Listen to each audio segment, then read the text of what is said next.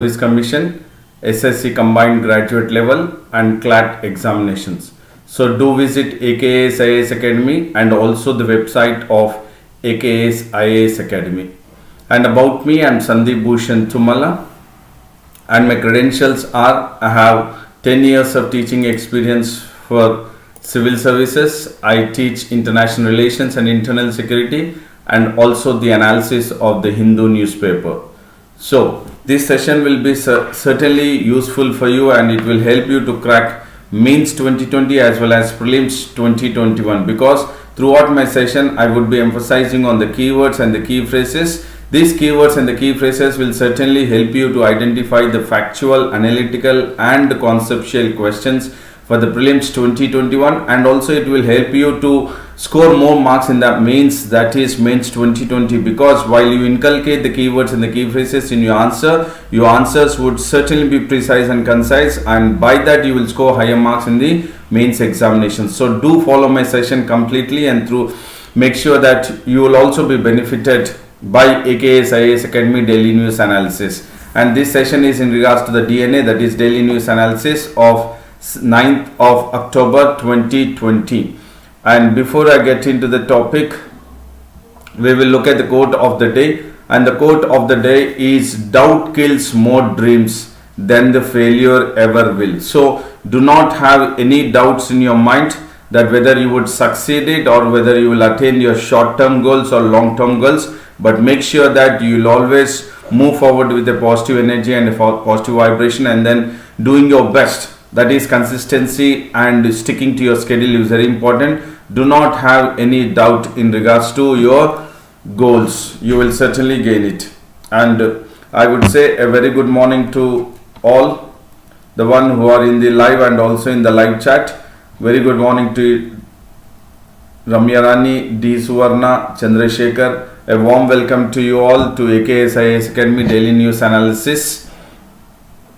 And now we will look into the topic, that is heart, kidney and liver transplantations are under now Aarogyasri program. So we will look at which of the following states have taken up these suggestions, or they have taken up the recommendations of inclusion of heart, kidney and liver transplantations under the Aarogyasri. So it is the Telangana government which has taken the decision, that is the cabinet subcommittee has been constituted and it has suggested and recommended to the chief minister that the state government is all ready to go ahead with incorporating the inclusions of the transplantations, that is the transplantations of kidney, heart and liver in the Aarogyasri program. This is a very important and one which has been accepted by many of the people, because most of them wherein they are suffering from the heart, kidney and liver transplantation have to straight somewhere around 30 to 40 lakhs in regards to the operation. So now when it is under the government, that is in regards to the Aarogyasri program, so it will be benefited for the weaker sections. And this transplantation program or operation, which was made a statement by the chairmanship of the health minister, that is Ital Rajendra, has made it very clear that as of now presently the heart, kidney and liver transplantations are being conducted only at 3 places, that is NIMS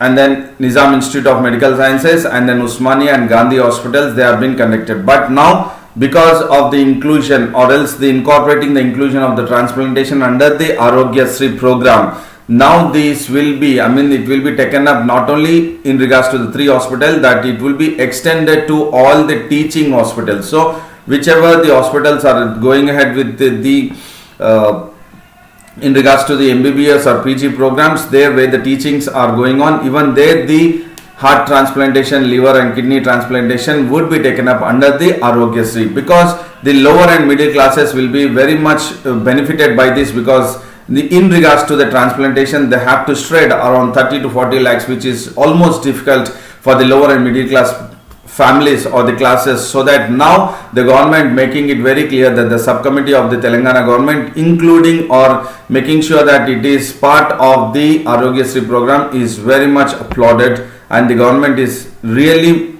moving forward at this time wherein it is very required during the COVID-19 pandemic situation. And if you look at the state, that is Telangana state is next to Kerala and then Tamil Nadu. That is Kerala is the first, and then Tamil Nadu, and then the Telangana state is ranking third in providing effective medical services to people. This is a keyword, effective medical services to the people. Telangana state is now at third position. First is Kerala, second is Tamil Nadu, and the third is the Telangana state. So the keyword here is the transplantation, heart, kidney and liver transplantation are incorporated or included in the Arogyasri program.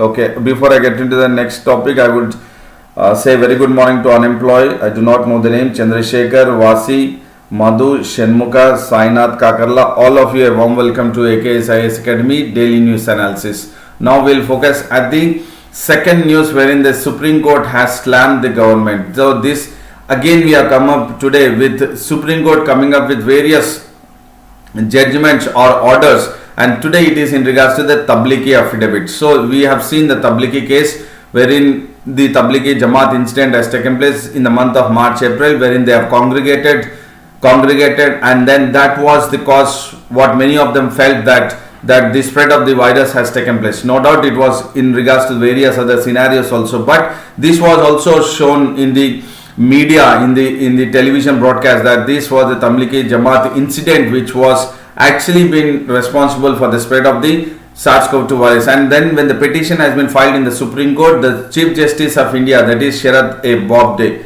Chief Justice of India Sharath A. Bobde, has pulled up the government, has asked the union government, or it has made it very clear that, or it has slammed the union government for mistreating the Supreme Court. So here the Supreme Court has slammed the government. Why? Because it says that the union government has mistreated what? The Supreme Court. For what? In regards to filing the affidavit through a junior officer.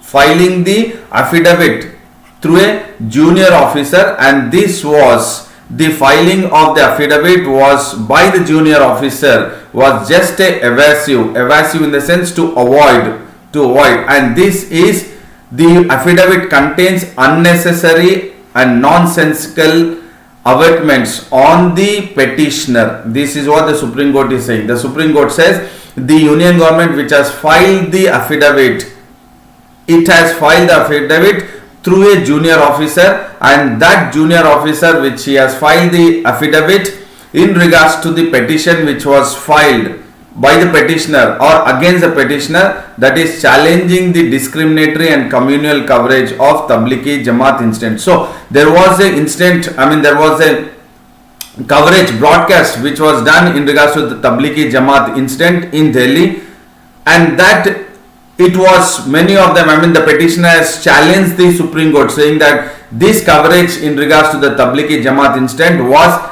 discriminatory and communal coverage. So for that the Supreme Court has asked the union government to file an affidavit, and then the Supreme Court has reacted by filing an affidavit through a junior officer, which the Supreme Court says that filing an affidavit through a junior officer is not at all correct. It says that you are just avoiding, and then what the affidavit contained was unnecessary and nonsensical avertments, or else the statements on the petitioner who has filed a petition challenging the discriminatory and the communal coverage on the Tablighi Jamaat incident by some section of the media. So the petitioner was against the media. The petitioner has filed the case in the Supreme Court. Supreme Court has asked the government of India to file an affidavit, and affidavit has been filed by a junior officer, and this junior officer who has filed the affidavit was not liked by the Supreme Court. That is why it has slammed the government.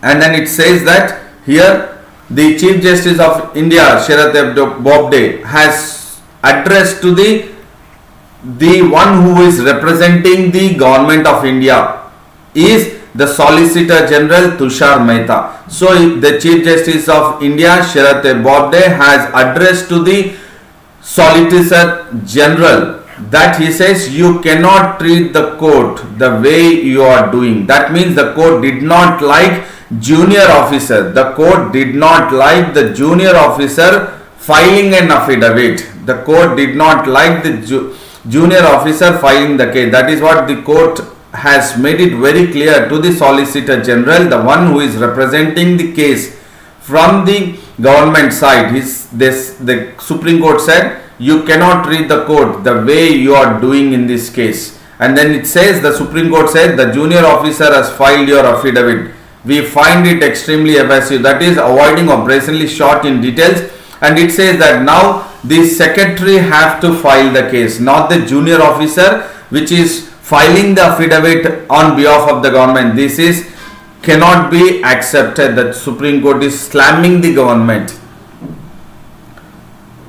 And Devi Reddy and then Srikanth Lakshman, all of you, a warm welcome to AKS IAS Academy Daily News Analysis. And the Supreme Court said that it's not that the junior officer has to file the affidavit on behalf of the government of India, but it should. It says we want the secretary of the department. Which department? Information and broadcasting. So look at it. The Supreme Court is making it very clear that the affidavit by or from on behalf of the government, it has to be filed not by the junior officer, which was not liked by the Supreme Court. It says the secretary of the department has to go ahead with filing or else providing the affidavit to the Supreme Court, and that has to be the secretary of the department, that is information and broadcasting, should file the affidavit. And then it says that the Chief Justice of India, Sharath Bobde, who was heading the 3-judge bench of listening to this discriminatory and the communal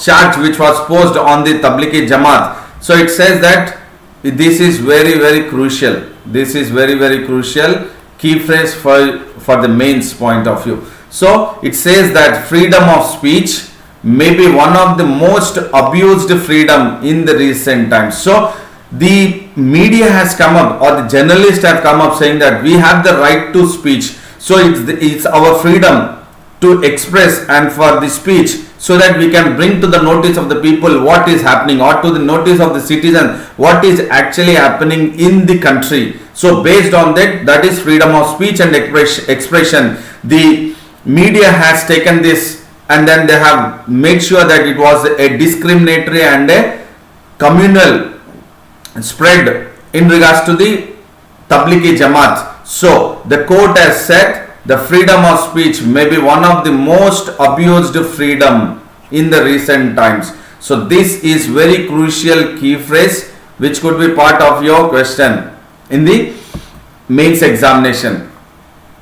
And then the government affidavit has claimed that there is a blanket gag in the sense stop or blockade of order on the media. So it said that as there is stoppage on the media, and when there is a stoppage on the media, so what the government says, or the government affidavit which has filed in the Supreme Court, it says that the kind of blockage onto the media not to report what is happening in regards to the Jamaati Tablighi. So it says, the government says that it is actually the media is making, or else there is a stoppage or block or gag order which is been on the media, and in this issue would violate the journalist right to free speech. So here the government is actually in support of the media, wherein there is an order or a gag onto the media, wherein it violates the order violates the journalist right to free speech, and informed that there is a right for the citizens to know. So this is very important. The journalist right to free speech, and also the citizens have the right to know what is happening. So the affidavit filed by the government, it says that the court says that the affidavit containing is unnecessary, nonsensical abatements on the petition. So this is very important. So the government affidavit consisted that there is a blanket gag or order on the media, and this would violate the journalist's right to free speech. That is why the Supreme Court has said that the freedom of speech is the most abused freedom in the recent times. So this is very, very crucial judgment by the Supreme Court in regards to the freedom of speech, that is particularly journalists' right to free speech. And then the court has also asked whether there are any regulatory provisions, in regards to the Cable TV Act, wherein there would be an exercisable on TV broadcast. So what is broadcasted or telecasted on the television, whether there is any regulatory provision that this could be stopped. It could be having some kind of measures or regulations and rules wherein it could make sure that the discriminatory against the Tablighi Jamaat would be stopped. And the petition who has filed the case in the Supreme Court has filed because he said that section or a certain section of media was spreading bigotry in the sense biased, that means which is discriminatory, and it is of communal hatred, especially in the Tablighi Jamaat conference, wherein this Tablighi Jamaat conference has held in Nizamuddin Markaz area in Delhi.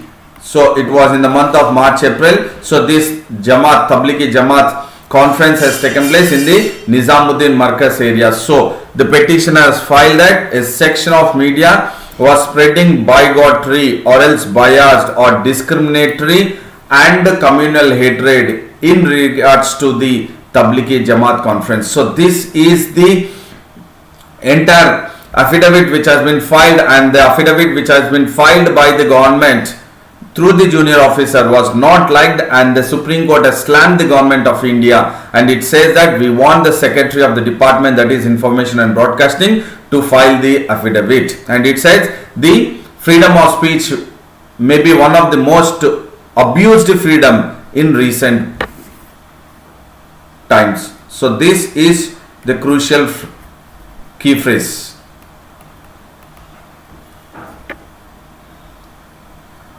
And Azmat Khan has joined. A warm welcome to you, Azmat Khan. Lakshmana is also joined.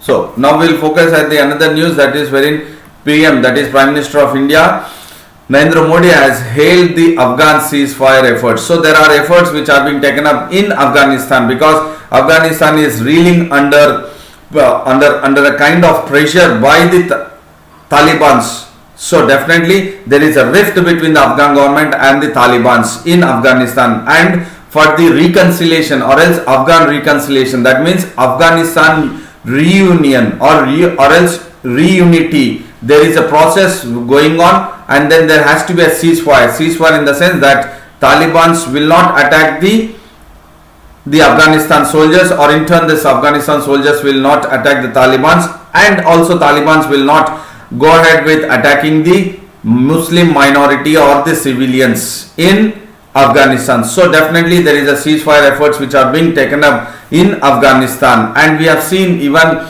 the US Taliban peace deal which has been taken up in this year in the month of February in Doha. So even that is not really working out, and there are special representative for the Afghan reconciliation, Salma Khalilzad, who is part of the US representative. So he is also engaged in making sure that there is a ceasefire in Afghanistan between the Afghan government and the Taliban, so that there would be peace restored in Afghanistan.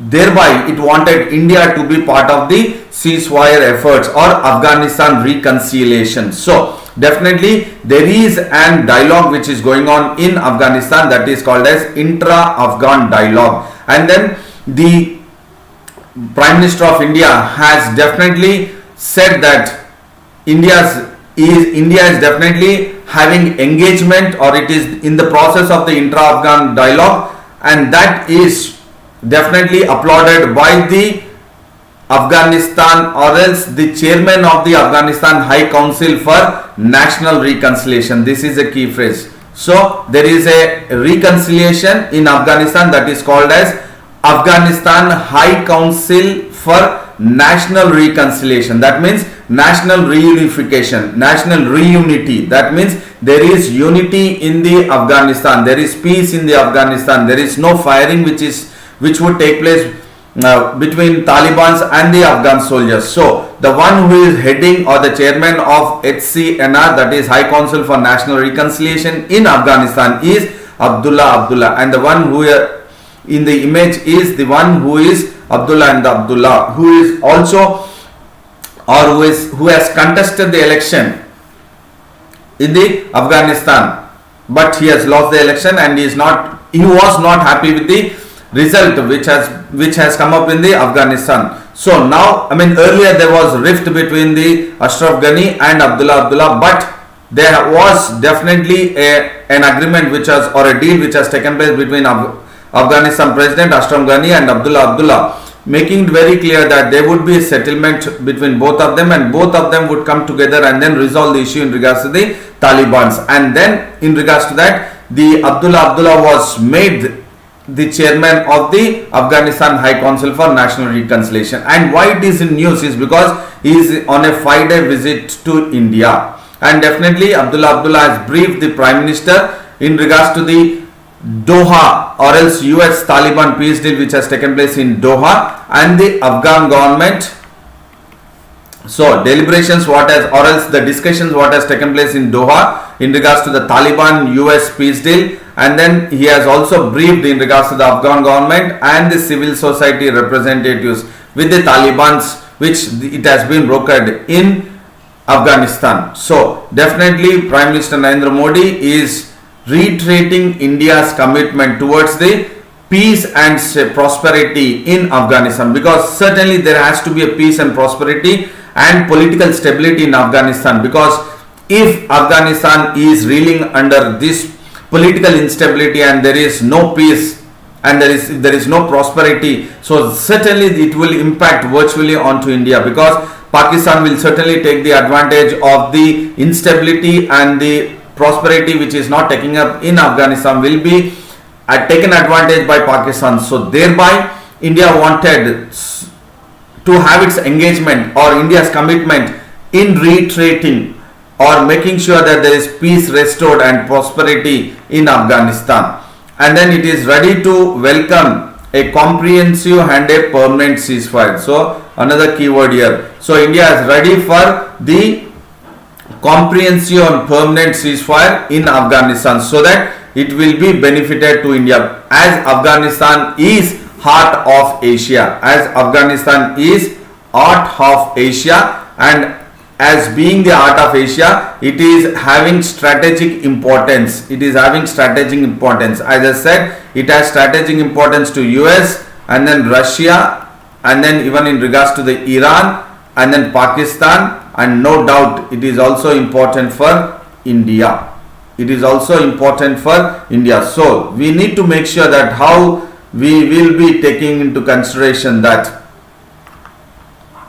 even in regards to India. So we would definitely be part of the comprehensive and permanent ceasefire to make sure that there is peace and prosperity restored.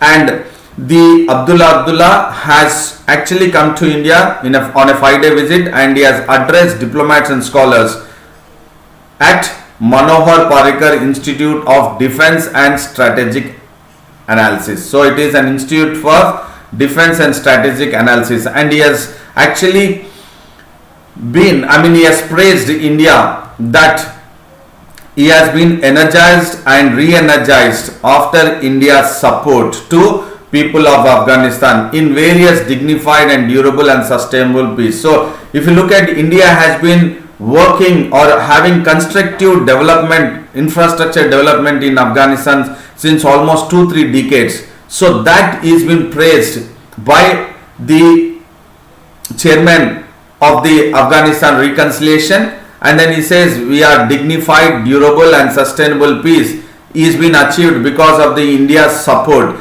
and thereby he feels that he is energized and re-energized. So he is expressing his gratitude also for the 3 million aid which India has disbursed for various projects, because India has also gone ahead with various infrastructure projects in Afghanistan. For example, Afghanistan Parliament and then in regards to the national highway in Afghanistan, and also in regards to the dam that is called as Salma Dam.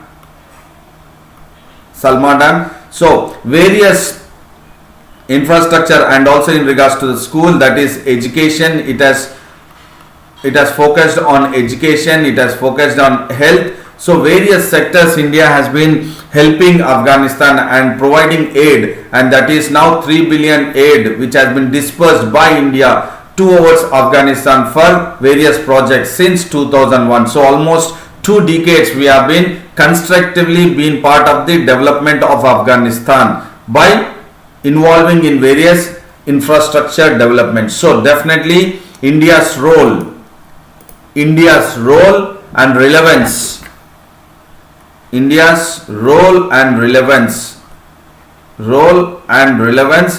in Afghanistan reconciliation. So this could be a probable question in the mains 2020.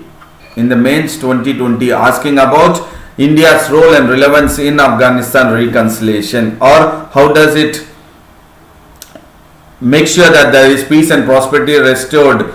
Would it even talk to the Taliban's along with having parallel discussion with the Afghanistan government? So another news which talks about 3 channels in TRP racket. So here what we need to focus, first I will discuss. So we need to focus on the TRP, the keyword, and on the BARC, that is Broadcast Audience Research Council, fine, and TRP, that is television rating points. And now I'll get into the why the police says 3 channels are in the TRP racket. So as we have looked at what is TRP, that is television rating points. So you have rating points for each and every television for the way it is broadcasting and it has a viewership. So in regards to that, the Mumbai Police Commissioner Parambir Singh has said that there was a racket involving 3 channels, that is Republic TV, Box Cinema and Fuck Marathi, which has manipulated the TRP ratings, and it was busted by it was cracked by the crime branch of Mumbai. And then the owners of the Fuck Marathi and Box Cinema have been arrested. And then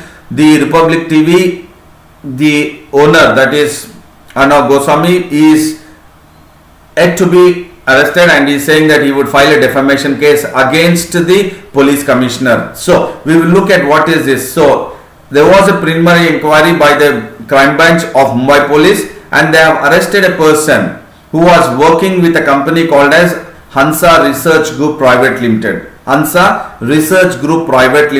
Which is part of BARC, that is Broadcast Audience Research Council. And this BARC is an organization it is an organization and it functions under Information and Broadcasting Ministry and Telecom Regulatory Authority of India. So what is important for us for prelims 2021 is the keyword TRP, that is television rating points, because which among the following acronyms are incorrect in regards to TRP, because it was asked even in the NET examination, National Eligibility Test, many a times TRP. So there could be a possibility of the question asked in the UPSC or in the state service commissions also, state public service commissions. So TRP means television rating points, and BARC, about BARC, Broadcast Audience Research. So Broadcast Audience Research Council, it is an organization and it functions under which among the following. So it functions under Information and Broadcasting and the Telecom Regulatory Authority of India. So these are the 2 which are really critical information for the UPSC prelims 2021.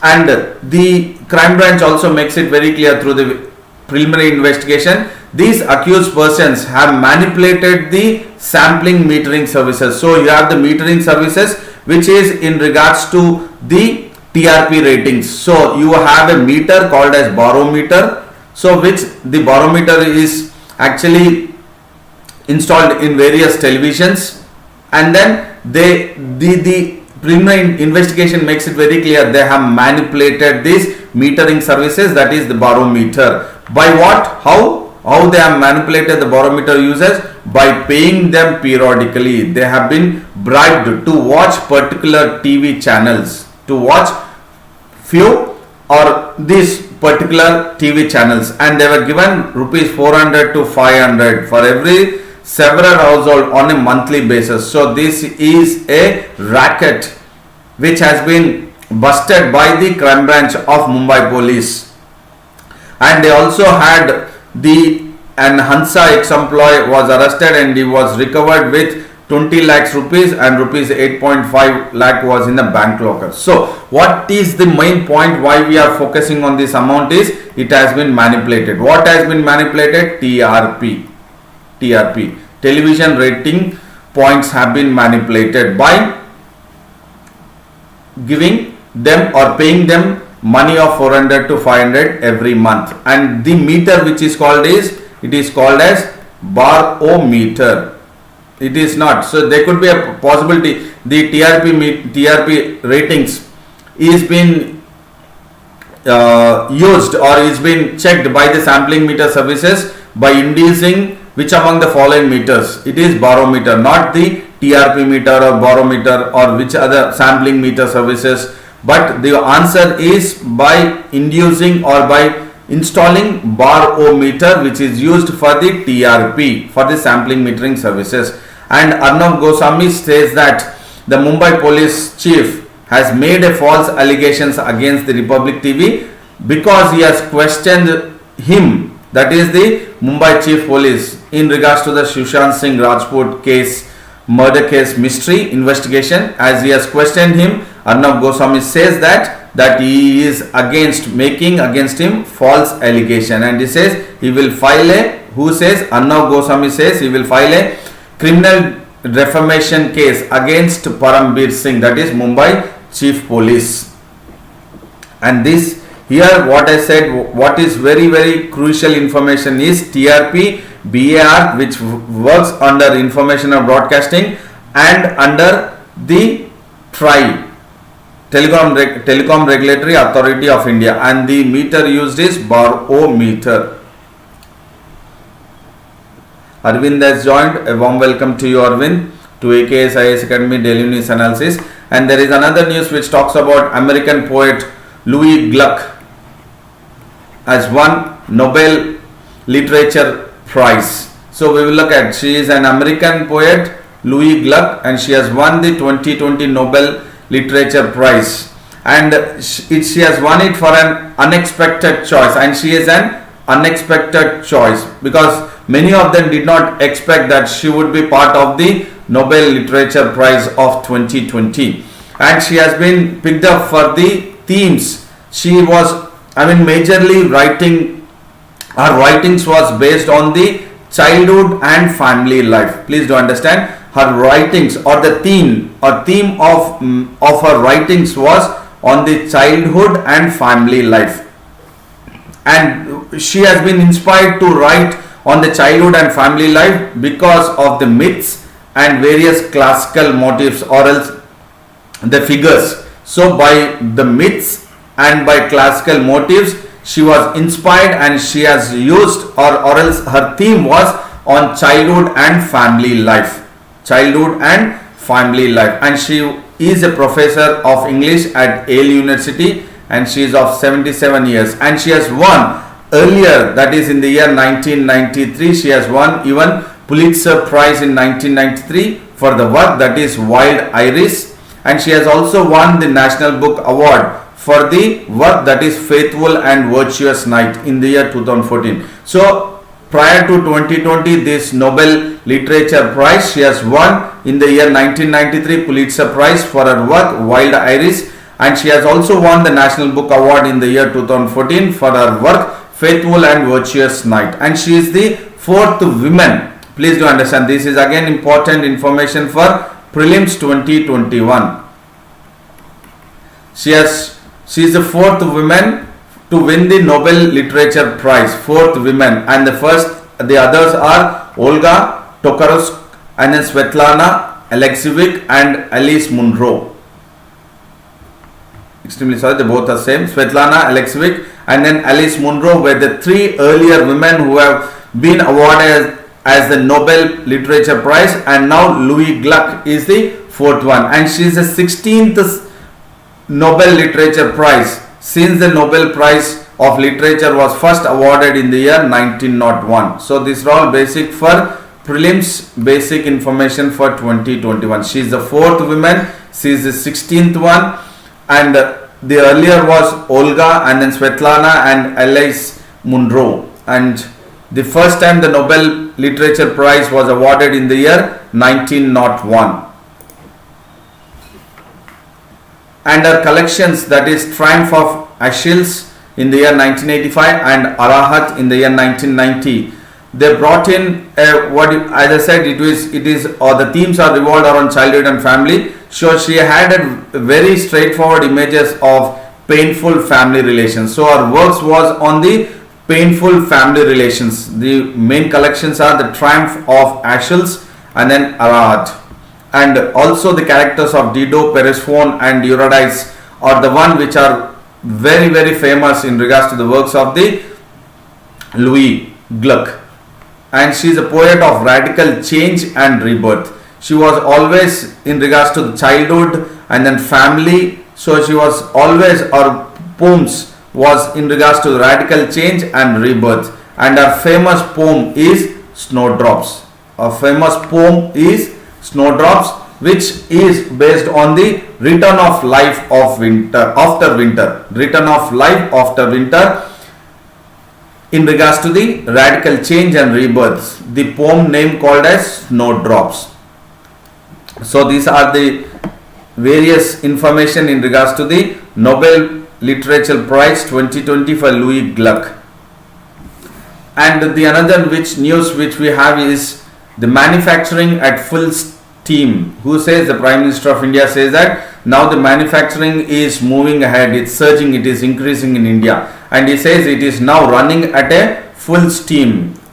The manufacturing sector, the Prime Minister of India has said that it is now running at a full steam, despite, that means in spite of the disruption which has been caused by the pandemic, and the country now wants the entire world to come together and support India also for the vaccine production efforts. So he has made it very clear by emphasizing on the manufacturing sector in India. He is now increasing, or it is blooming in a full steam despite of the disruption or the damage to the economic activity being caused because of the COVID-19 pandemic situation. Now the situation is wanting that the country wants, that is India wants the entire world to come together and then help India also for the vaccine production efforts also.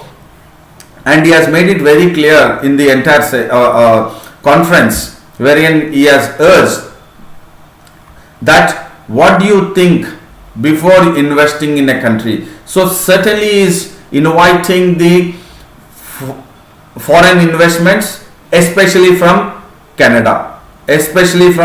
So he was referring to the investors from Canada or Canadian firms, that he was asking a question to them, what do you think before investing in India? So he was asking the question, and the first question what he asked is that the foreign investors would think about whether the country has viable democracy, does the country has political stability, does the country has investment and business friendly policies, does the country has transparency in governance, does the country has skilled talent pool or skilled youth, and then does the country has large market or huge market. So these are the 6 keywords.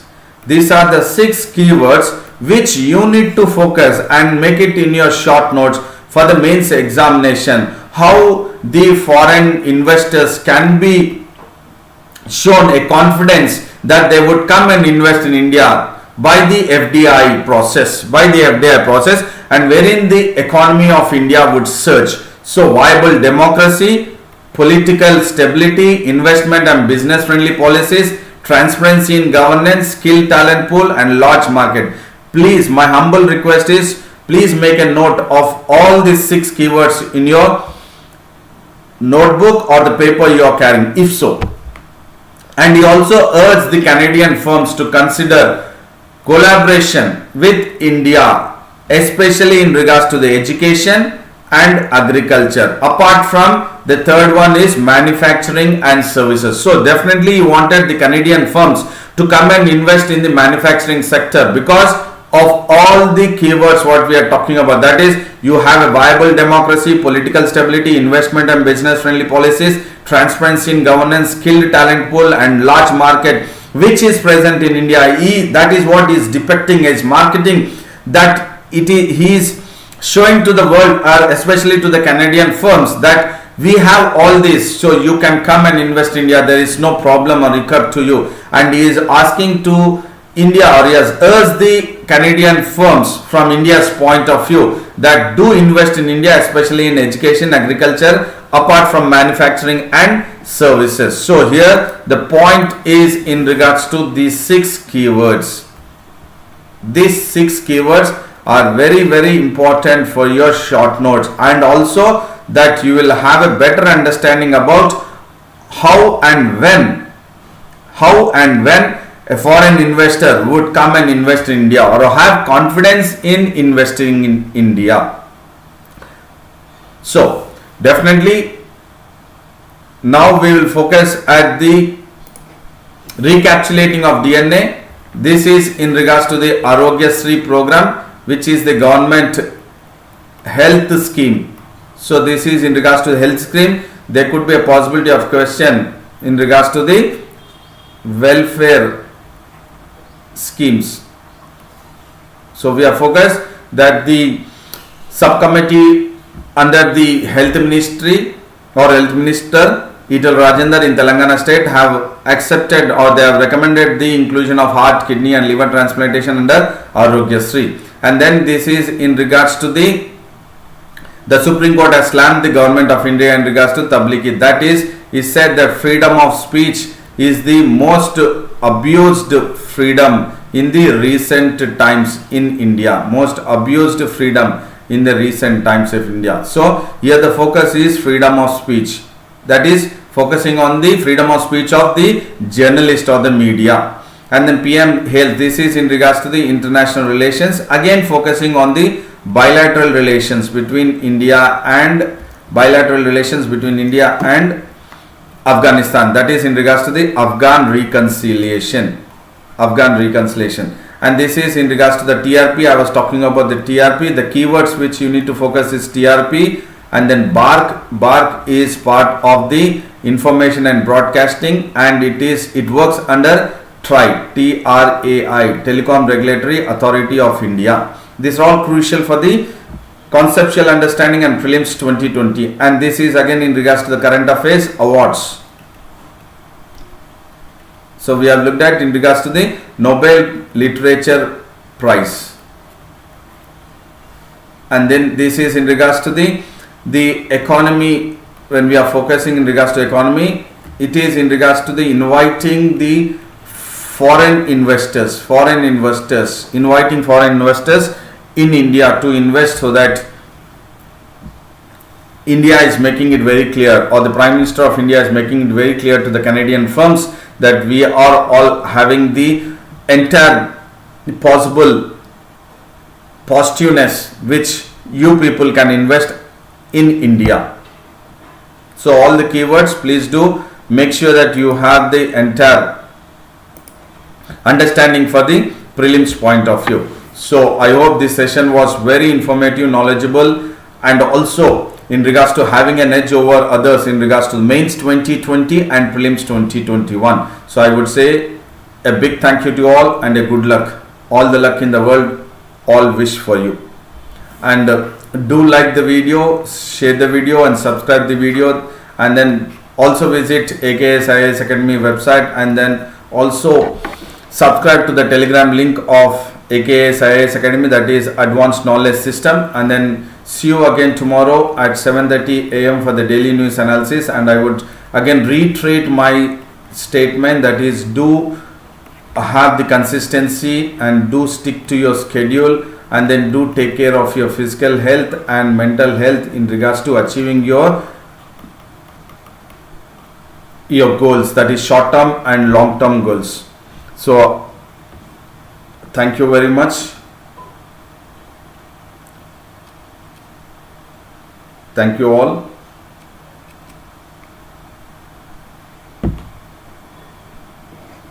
And see you tomorrow with the daily news analysis at 7:30 a.m.